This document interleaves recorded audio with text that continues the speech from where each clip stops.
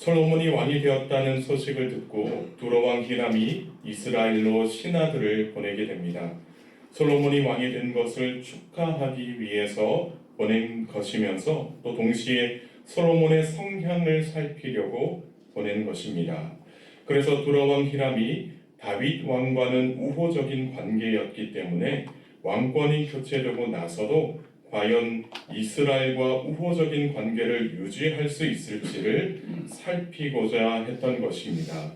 한편 히람 왕은 베니게를 통치하는 왕이었습니다. 이 두로는 베니게의 수도였습니다. 성경에서는 두로 왕 히람이라고 부르는데 이 두로라는 이 도시는 종종 베니게를 총칭하는 표현으로 사용되기도 했습니다. 이 베니게라는 이 나라는 지중해 해안선을 낀 길고 좁은 나라였습니다. 레바논 산맥을 동쪽으로 두고 있었고 또 남쪽에는 갈멜산이 있어서 이스라엘과 접경을 이루고 있었습니다. 특별히 이 두로라고 하는 이 도시는 이스라엘의 북쪽 지중해 연안에 있는 항구 도시였습니다. 그리고 백향목을 모아들였다가 이 다른 곳으로 보내는 집산지이기도 했습니다. 이곳 지형은 돌이 많았고 농작물을 키우는 것이 쉽지 않은 그런 지형이었습니다. 그래서 두로에서 가장 필요한 상품은 식량이었습니다. 그래서 나중에 보면 솔로몬에게 어떤 일에 대한 보상을 받을 때도 식량으로 받은 것을 볼 수가 있습니다. 히람 왕이 신하들을 보내서 이 솔로몬이 왕이 된 것을 축하하자 이번에는 솔로몬이 히람 왕에게 사람을 보내게 됩니다. 그리고는 아버지 다윗 왕의 염원이었던 이 성전 건축에 관한 이야기를 꺼내게 됩니다. 3절의 말씀입니다. 당신도 알거니와 내 아버지 다윗이 사방의 전쟁으로 말미암아 그의 하나님 여호와의 이름을 위하여 성전을 건축하지 못하고 여호와께서 그의 원수들을 그의 발바닥 밑에 두시기를 기다렸나이다. 어쩌면 히람 왕도 다윗이 성전 건축을 간절히 원한다는 그 사실을 알고 있었는지도 모릅니다. 그래서 역대상 22장의 말씀을 보면 다윗이 성전 건축을 위하여 재료들을 모으는 장면이 등장하게 됩니다. 이때 시돈과 두로에서 많은 백향목을 배에 실어다가 이스라엘로 가지고 오는 것을 기록하고 있습니다. 그래서 히람 왕도 다윗이 성전 건축을 위해서 많은 것을 준비하고 있다는 사실을 알고 있었던 것 같습니다.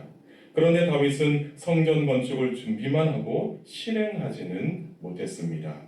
이러한 상황에 대해서 솔로몬은 아버지 다윗이 사방의 전쟁으로 인하여 성전 건축을 하지 못한 것이라고 설명을 합니다.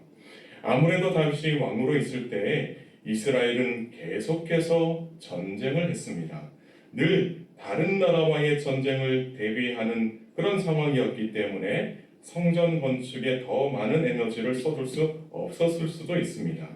또한 전쟁으로 지쳐있는 백성들에게 성전 건축을 위해서 자금과 인력을 동원한다는 것이 쉬운 일은 아니었을 겁니다.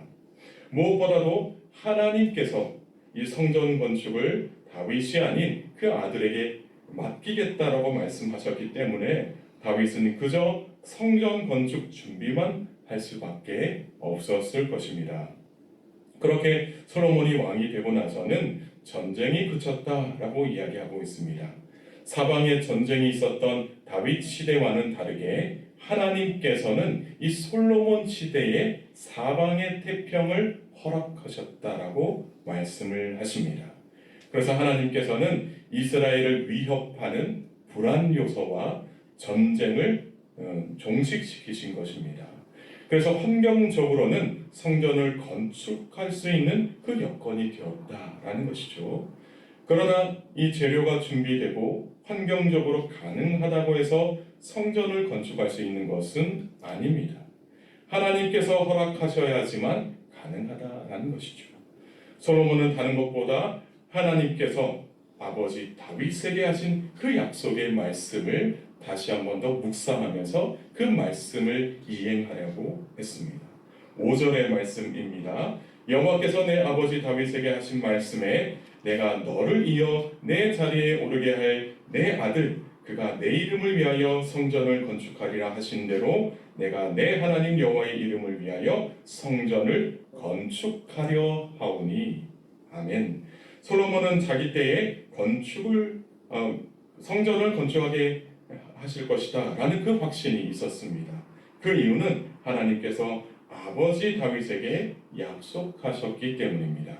내가 너를 이어 내 자리에 오르게 할 내 아들 그가 내 이름을 위하여 성전을 건축할 것이다. 그렇게 말씀하셨기 때문에 솔로몬은 이 약속을 의지하며 성전 건축을 시작하려고 한 것입니다. 그래서 솔로몬은 자기 생각과 판단대로 성전 건축을 하려고 했던 것이 아니라 하나님의 약속을 중심으로 이 일을 시작하려고 했다는 것이죠. 우리가 하나님의 일을 할 때에 우리도 하나님 중심으로 사역을 해야 합니다. 그래서 하나님의 계획이 무엇인지, 하나님께서 어떤 뜻을 가지고 계시는지 늘 말씀과 기도로 묻고 우리가 응답을 받으면서 이 사역을 해야지만 우리가 그 사역을 하면서 지치지 않을 수가 있습니다. 간혹 우리가 잘 준비했다고 여기거나 우리의 힘과 능력으로 이 일들을 감당할 수 있다라고 생각하면서 하나님께 묻지 않고 사역을 할 때도 있습니다. 그러다 보면 중간에 이 일이 틀어지거나 잘 안 되게 될 수도 있습니다. 그때마다 우리가 뭘 하는 거지 하는 그런 생각이 들기도 하죠. 또한 하나님의 일을 하는 중간에도 우리는 늘 그래서 하나님께 묻고 하나님께서 주시는 그 말씀을 의지하면서 그 사역을 해야 한다라는 것입니다. 그래야지만 우리가 늘 하는 일들이 하나님께서 원하시고 기뻐하시는 방향으로 이루어질 수가 있는 것입니다. 그렇게 솔로몬은 하나님의 약속의 말씀을 의지해서 성전 건축을 진행하려고 했습니다. 그리고 또한 솔로몬은 이 성전 건축을 위한 사역에 히람 왕도 참여하게 하는 것을 볼 수가 있습니다. 6절의 말씀입니다. 당신은 명령을 내려 나를 위하여 레바논에서 백향목을 베어내게 하소서. 내 종과 당신의 종이 함께할 것이요 또 내가 당신의 모든 말씀대로 당신의 종의 삭슬 당신에게 드리리이다. 당신도 알거니와 우리 중에는 시돈 사람처럼 벌목을 잘하는 자가 없나이다.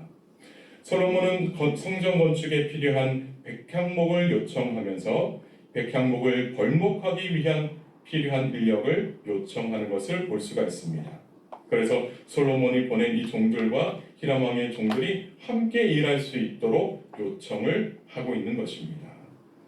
그리고 성전 건축을 위해서 일한 일꾼들에 대한 품삯은 솔로몬이 대신 내주겠다라고 말하고 있습니다. 여러분, 하나님의 집을 짓는다는 것은 거룩한 일입니다. 그래서 솔로몬은 이 거룩한 일들에 이방인들도 참여할 수 있도록 자신의 것을 아끼지 않고 내어놓을 준비가 되어 있었습니다. 이렇게 말하는 솔로몬의 요청에 히람 왕은 기뻐했습니다. 그리고 솔로몬과 같이 지혜로운 왕을 세우신 여호와 하나님을 찬양했습니다.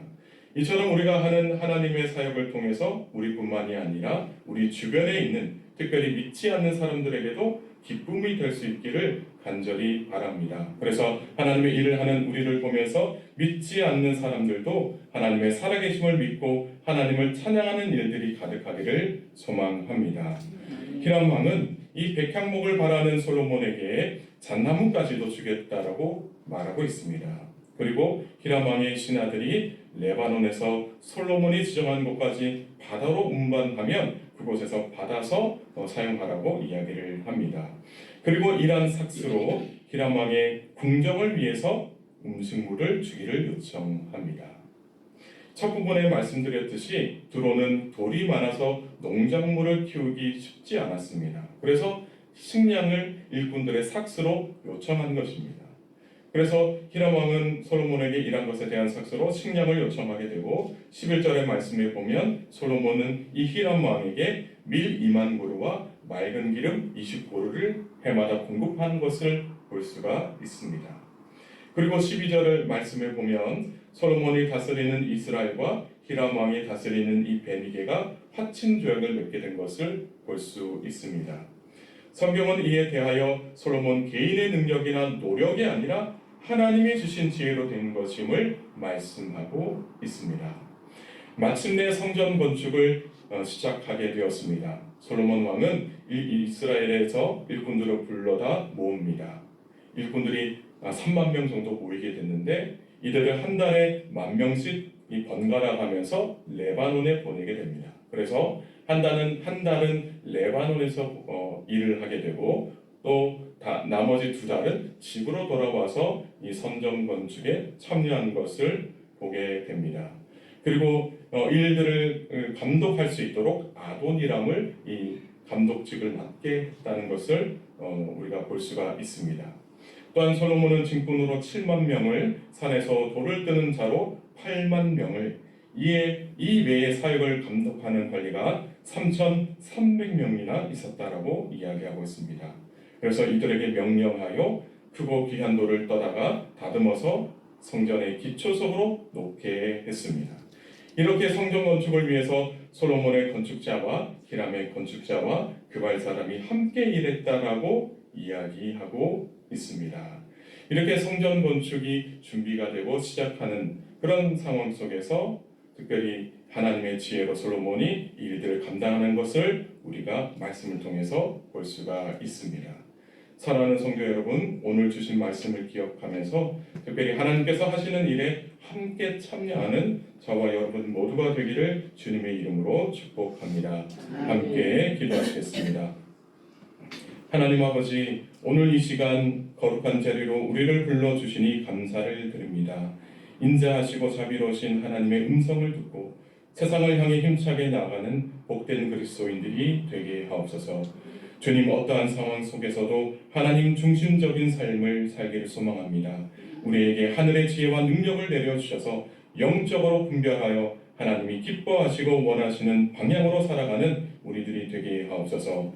그리고 세상 속에서도 하나님의 거룩한 일들을 할 수 있도록 은혜 베풀어 주옵소서.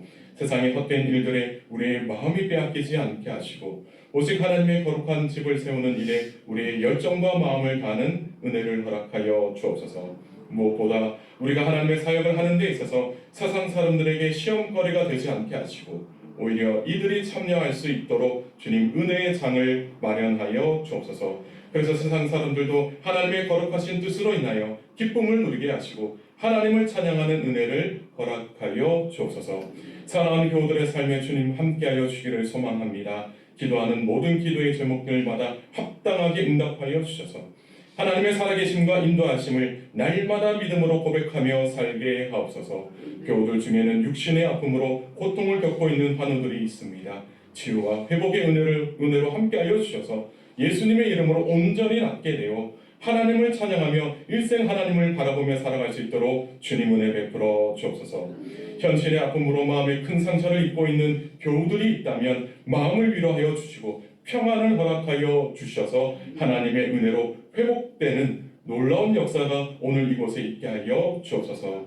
주님은 우리를 사랑하시되 끝까지 사랑하시는 줄로 믿습니다. 이러한 믿음으로 오늘 하루도 복되게 살아가는 우리 모두가 되게 하옵소서. 감사드리며 예수님의 이름으로 간절히 기도드리옵나이다. 아멘.